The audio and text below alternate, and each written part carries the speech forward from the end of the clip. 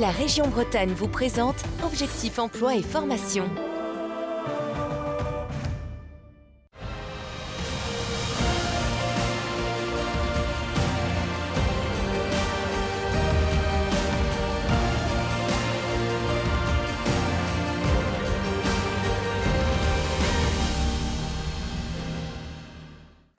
Bonjour à tous et bienvenue dans ce nouveau numéro d'Objectif Emploi. Je tiens avant toute chose à vous souhaiter à tous une excellente année, une bonne santé au nom de TBO, TV Sud et du Télégramme. L'emploi sera encore en 2023 au cœur des préoccupations des Bretons. Si les chiffres sont bons et que les demandeurs d'emploi n'ont jamais été aussi peu nombreux qu'actuellement, c'est l'économie malgré tout qui manque de bras et notamment dans le secteur de l'agri-agro. Et ce sera bien sûr le sujet de cette nouvelle émission Objectif Emploi. Et pour parler de cette thématique durant 26 minutes depuis l'hôtel de région à Rennes. En visio, Loïc Chenet-Girard, le président de la région Bretagne. Bonjour Loïc Chenet-Girard et merci de votre présence à nos côtés. Charles Belin, le directeur des ressources humaines du groupe agroalimentaire Even. Bonjour à vous. Bonjour Monsieur Boucher. Ainsi que évidemment Jean-Hervé Cogan. Quand je dis Jean-Hervé, bien sûr c'est que Jean-Hervé est de temps en temps présent aussi sur les émissions, notamment au travers du JT. Jean-Hervé Cogan qui est le président de la Chambre d'agriculture du Finistère. Bonjour à tous et merci de votre présence sur ce plateau. La Bretagne est la première région agroalimentaire et agricole française. Selon la MSA, en 2021, la région comptait 25 000 exploitations, 34 000 chefs d'exploitation, un peu plus de 51 000 ETP équivalent temps plein, ce qui nous donne une moyenne finalement de 2 ETP par exploitation. La production de lait, c'est l'or blanc, est présent dans 34% des fermes bretonnes. Côté agroalimentaire, la Bretagne est la première aussi région française en matière d'emploi et fait travailler 142 000 personnes. Pilier de l'économie bretonne, l'industrie agroalimentaire réalise chaque année 20 milliards d'euros de chiffre d'affaires.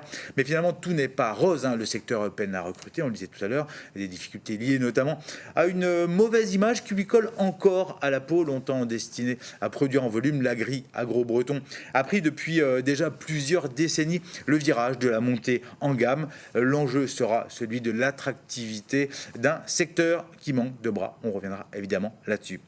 Loïc Chenet-Girard, avant de rentrer dans le vif du sujet, un mot sur votre vision pour l'agri-agro de demain, alors que nous sommes évidemment début janvier. Quelle est-elle ?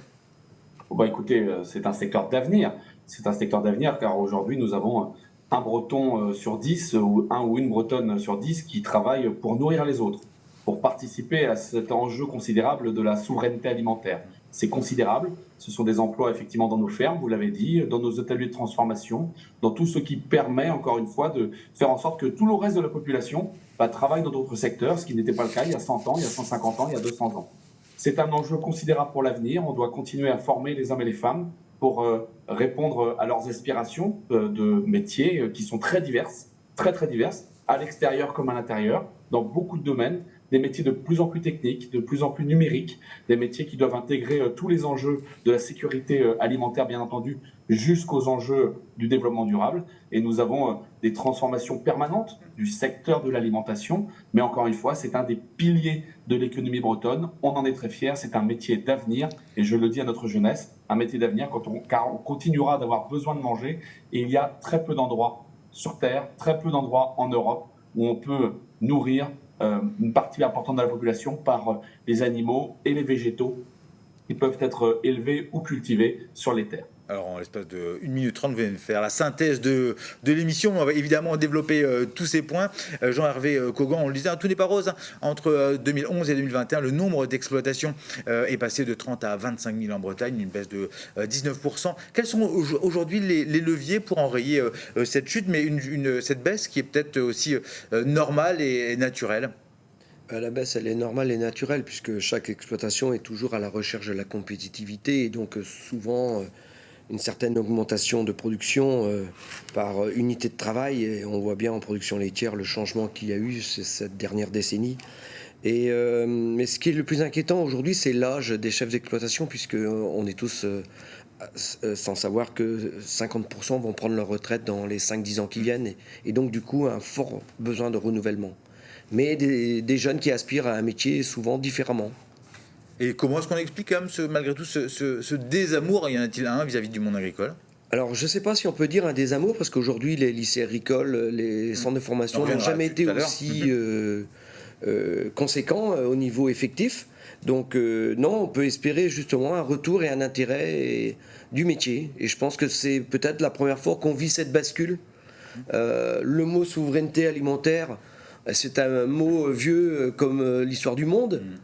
Mais il n'a jamais été aussi prégnant que depuis 1 an ou 2. On croyait que c'était quelque chose qui était acquis jusqu'à la fin des temps, ou que pouvait pas être remis en cause. Alors que là, on voit que si, ça peut être remis en cause. Et donc tout l'intérêt du métier. Charles Belin, vous partagez justement aussi les idées là-dessus de Jean-Hervé Cogan et du président Loïc Chénier-Girard.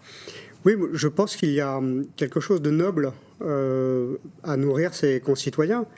Que ce soit dans la production animale ou la production végétale, ou dans la transformation. Il a été évoqué à un instant les attentes nouvelles de nos collaborateurs. C'est vrai que quand on se compare à l'avant-Covid, nous, chez Even, nous avons 100 postes de plus à pourvoir chaque semaine. C'est 50% de plus, c'est considérable. Nous avons des lignes de production qui ont des difficultés à pouvoir fonctionner, faute de suffisamment de collaborateurs. Et le vrai enjeu pour nous, il est autant dans l'attractivité que dans la fidélisation de nos collaborateurs. Le phénomène nouveau de ces dernières années, et c'est un phénomène qui est positif, c'est que nos concitoyens ont le choix. Ils ont beaucoup d'opportunités professionnelles. La mobilité professionnelle qui était tant souhaitée et nécessaire s'est amplifiée. Donc, ce choix qui s'exprime par tout et chacun sur son évolution professionnelle, il faut que nous, entreprises et employeurs, nous trouvions les solutions pour permettre l'exploitation, la délivrance de toutes ces potentialités. Alors, on va évidemment parler de tout ça dans un instant. Alors, on le disait tout à l'heure, le lait, c'est évidemment l'or blanc breton. Je vous propose tout de suite de découvrir le portrait de Romain Gouas, technicien maintenance à la tour de séchage, justement, l'Aïta à Créin, dans les Côtes-d'Armor. On regarde le portrait.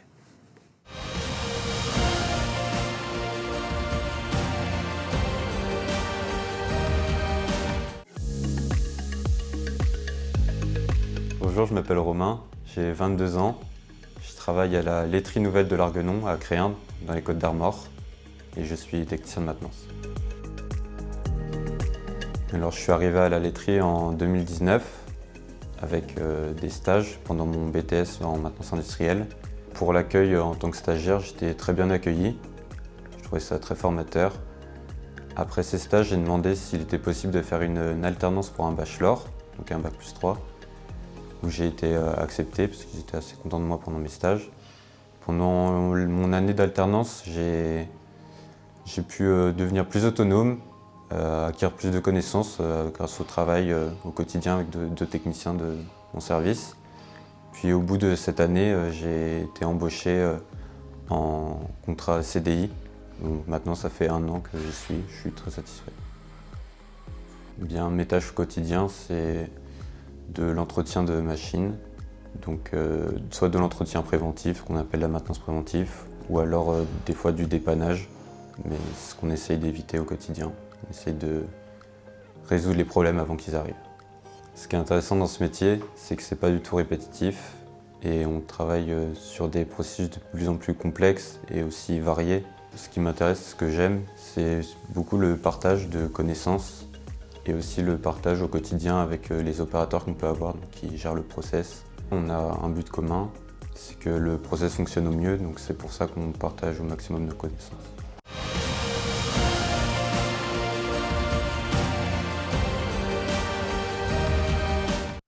Charles Belin, on entend Romain Gouas qui parle de partage, d'échange. Vous voulez rebondir un peu justement sur les propos tenus par ce technicien de maintenance. Oui, on voit bien que ce jeune homme, d'abord, s'inscrit dans un processus de formation. Il est arrivé chez nous et il a fait tout son cursus en alternance. Et maintenant, de très nombreuses formations existent en mode alternance, d'une part. Et puis, d'autre part, on voit bien que l'image de l'agroalimentaire avec des conditions de travail difficiles, on a bien vu sur les images qu'en réalité, nous avons des process qui sont maintenant très techniques. Il y a beaucoup d'automatisation et nous avons besoin de compétences sur la maîtrise de ces installations automatisées. Et ce jeune homme, je suis persuadé que dans 10 ans, dans 15 ans, même dans 30 ans, il n'évoluera pas du tout dans la même technologie. Nous allons continuer à investir et le socle de formation initial qu'il a reçu lui permettra de continuer lui-même à se développer et continuer à apprendre tout au long de sa vie en fonction des évolutions technologiques. Loïc Schnell-Girard, on vient de le voir, avant de parler de l'aspect peut-être formation, un mot sur la politique de la région Bretagne, dans l'accompagnement justement des filières. Quels sont aujourd'hui les atouts de la région ? Les atouts de la région, c'est d'avoir compris depuis longtemps que nous avons besoin de nous organiser pour former les femmes et les hommes à ces métiers très diversifiés de l'alimentation, depuis la production jusqu'à la transformation, voire même jusqu'à la distribution. Et donc il y a une partie de cet effectif qui vient nourrir nos entreprises, accompagner nos entreprises qui sont issues de l'école, de la formation dite initiale, une partie qui est issue de l'apprentissage, et ça se développe beaucoup, grâce à l'envie de plus en plus des parents, et tant mieux, mais grâce aussi à des entrepreneurs qui prennent leurs responsabilités de prendre des stagiaires. Et puis, il y a la formation continue. Et je le dis, quand on se retrouve à 20 ans, à 30 ans, à 40 ans, de par la vie, dans une situation de non-emploi et qu'on recherche du travail, on peut aller se former en Bretagne. La région Bretagne a 16 lieux de formation partout sur le territoire régional, dans l'ensemble des départements, pour accompagner les femmes et les hommes vers des formations qui répondent à une diversité de métiers. Une diversité de métiers, une diversité de certifications. Donc ça c'est la responsabilité de nos concitoyens. Et puis la responsabilité des entrepreneurs, des entreprises, mais ça vient d'être dit, c'est de proposer des parcours, de proposer des emplois intéressants, de proposer des emplois dans lesquels on se sent bien, avec une bonne rémunération. Et ces deux effets conjugués permettent encore une fois de penser l'avenir positivement. Il n'y a pas encore une fois de voie de garage dans l'agroalimentaire. Il y a des aventures. Les entreprises qui ne traitent pas bien leurs salariés sont en train de disparaître. Les entreprises qui ne pensent pas l'avenir de leurs salariés vont disparaître. Il y a aujourd'hui des employeurs qui pensent encore une fois à l'accompagnement parce que c'est indispensable pour répondre au marché, pour répondre aux clients. Et puis il y a encore une fois quelque chose de fondamental, c'est qu'on a besoin de se nourrir, on a besoin de la souveraineté alimentaire et donc on a besoin de regarder ces métiers comme étant encore une fois des métiers de première ligne, des métiers d'intérêt général, des métiers indispensables à la société. C'est tout ça que je dis dans les collèges, dans les lycées quand je passe, c'est tout ça que je dis à celles et ceux qui cherchent à se reconvertir.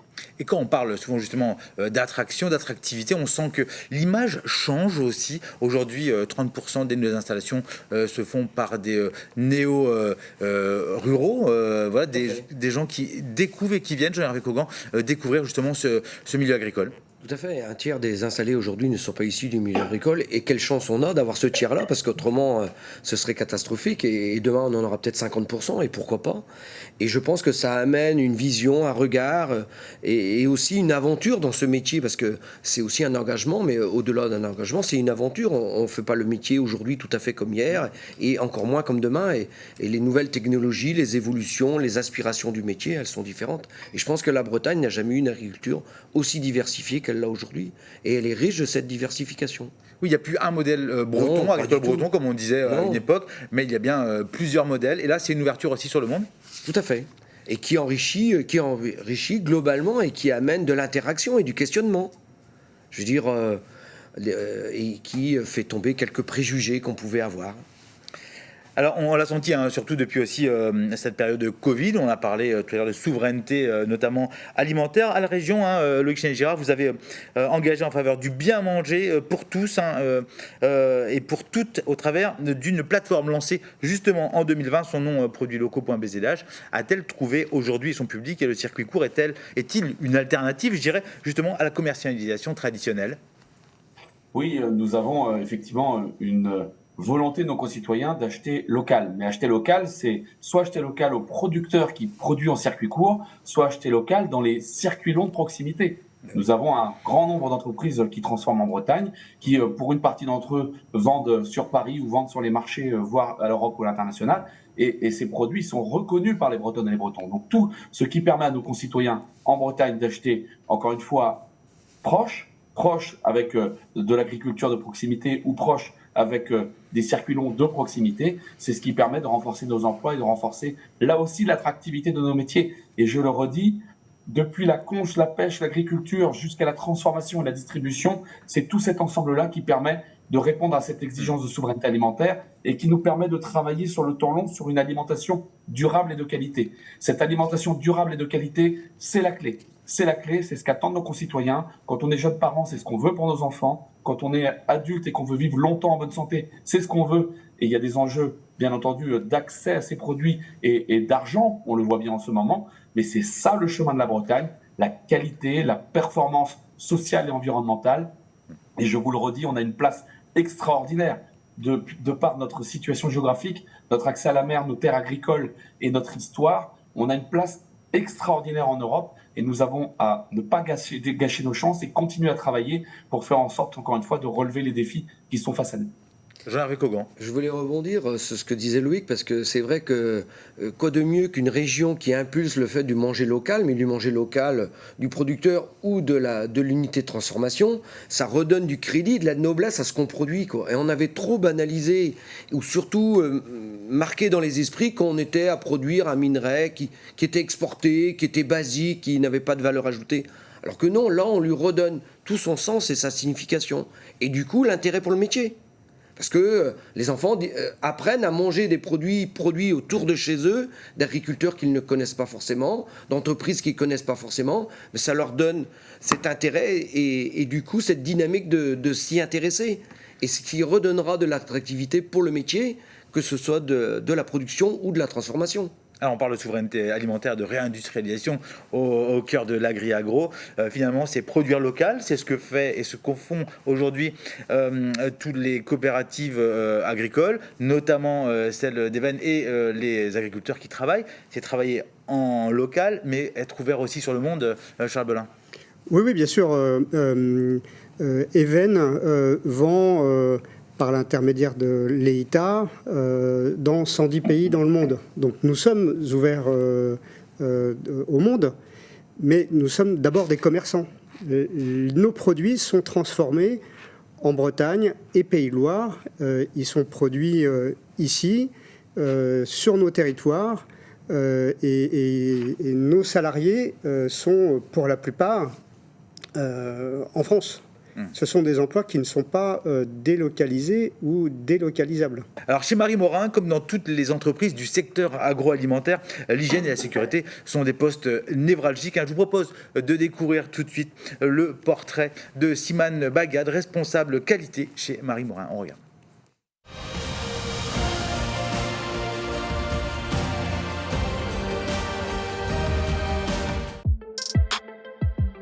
Bonjour, je m'appelle Simane Bagad, je suis responsable qualité et sécurité environnement chez Marie Morin. Marie Morin fabrique des desserts pâtissiers, la société est connue pour sa célèbre mousse au chocolat à l'ancienne. J'ai fait une formation en école d'ingénieur à Brest en sécurité alimentaire et une formation de DESS en organisation et génie de production à Guingamp. Mon métier consiste à s'assurer que les produits fabriqués soient conformes à la réglementation et soient sains à la consommation. Tout d'abord, on s'assure que la fabrication se déroule dans des conditions d'hygiène conformes, que ce soit au niveau de l'environnement, par exemple que le nettoyage soit fait dans de bonnes conditions, et auprès de l'ensemble du personnel de fabrication, c'est de rappeler les consignes d'hygiène et de sécurité de manière continue dans le temps. J'interviens dans tous les maillons de la chaîne de l'entreprise, de la conception d'un produit jusqu'à sa commercialisation. Donc au moment de l'innovation, je suis en contact avec le service marketing, par exemple lors de la création des étiquettes, puisque je suis garante des informations légales présentes sur les étiquettes des produits que nous vendons. Ce métier aussi entre deux univers, celui qui consiste à être en agilité par rapport aux événements du quotidien et y trouver des solutions à chaud, et la phase de prévention qui consiste à anticiper les dangers, mettre en place des actions pour s'assurer que les problèmes n'arrivent pas. Nous devons être en capacité d'entendre leurs contraintes et nous devons les mettre en musique avec les contraintes réglementaires pour que, en finalité, tous puissent faire une belle symphonie.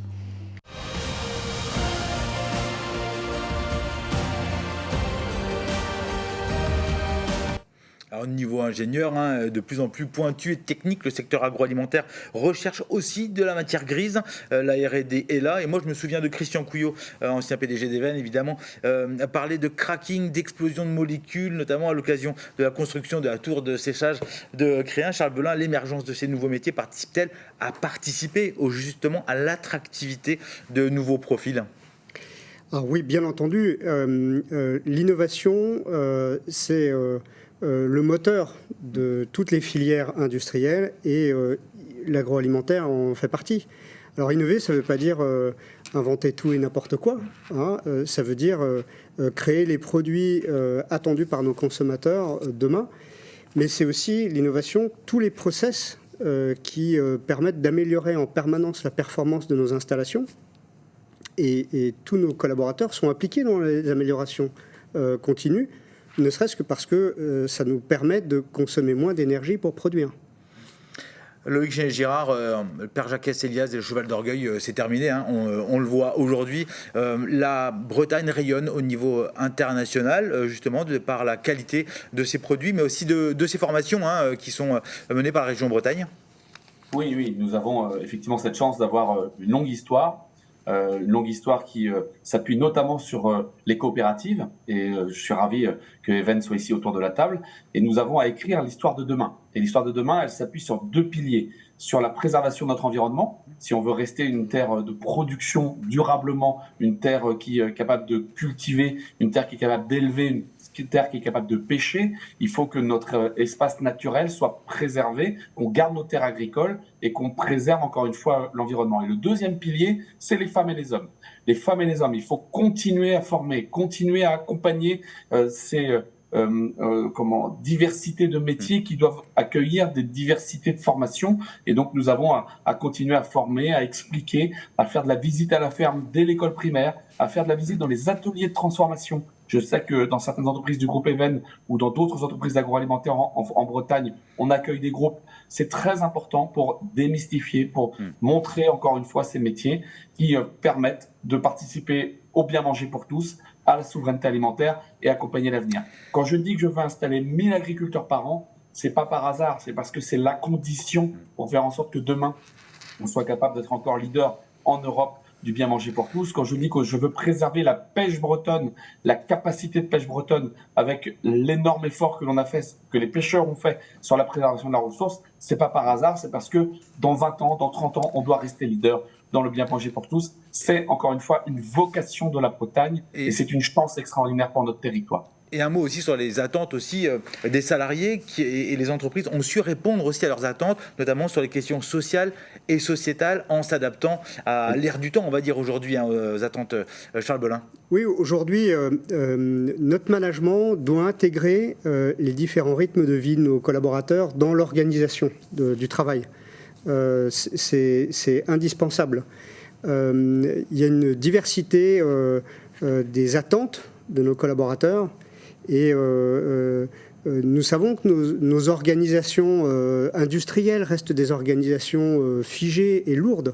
Il faut qu'on les assouplisse pour que chacun puisse y trouver un terrain d'expression personnelle et de compatibilité avec ses rythmes personnels. Et visiblement ça marche, les centres de formation, Jean-Hervé Cogan, n'ont jamais été aussi pleins que maintenant. C'est ça, donc aujourd'hui les lycées agricoles n'ont jamais eu autant d'élèves et donc on peut penser que parmi ces élèves-là, on en aura qui iront dans l'agroalimentaire, mais aussi dans le métier de base, qui est le métier de paysan. Allez. Et donc, avec toute la diversité du métier qui existe, quoi. Allez, on va terminer cette émission avec Loïc Girard. On est en période de vœux. Un mot peut-être pour Parcoursup, pour les jeunes, justement. Un mot pour les inciter ou justement les inviter à embrasser ces carrières-là, Loïc Girard. Moi, ce que je souhaite, c'est que notre jeunesse puisse être maître de son destin, que notre jeunesse puisse préparer son avenir comme elle le souhaite, qu'elle puisse embrasser ses rêves, qu'elle puisse, encore une fois, mener la vie qu'elle souhaite mener et vivre où elle veut vivre, en Bretagne ou ailleurs. Ça, c'est indispensable. Et pour ça, il y a la formation, les diplômes, la capacité, encore une fois, de montrer son savoir-faire. C'est ça qui rend libre. Et après, on peut s'engager dans une entreprise, quel que soit le métier. On peut s'embarquer dans l'aventure agricole, quel que soit le métier, ou dans la pêche. Et c'est, encore une fois, une aventure extraordinaire qui permet, en plus de rester dans nos territoires et de faire vivre nos associations, de faire vivre la vitalité bretonne qui fait notre qualité de vie. C'est ça que je veux dire à notre jeunesse, qu'ils vivent leurs rêves, et qu'ils se disent encore une fois qu'il y a plein de métiers dans ce secteur-là, comme dans plein d'autres, mais que c'est dans leurs mains, et dans ce début d'année qui est un peu triste, un peu angoissant, qu'ils se disent qu'encore une fois, c'est eux qui feront l'avenir, et que nous, notre responsabilité, c'est de préparer cette Bretagne qui, encore une fois, sera leur Bretagne dans les années qui viennent. Merci Loïc Chénet-Gérard, merci Jean-Hervé Cogan, merci Charles Belin. Ainsi s'achève cette nouvelle émission Objectif Emploi. Vous pouvez bien sûr retrouver chaque semaine les pages Objectif Emploi dans le Télégramme, mais aussi sur le site du journal, comme les chroniques également, évidemment, visibles sur TBO et TB Sud. Merci à vous de nous avoir suivis et à très bientôt sur vos chaînes locales. Kenavo.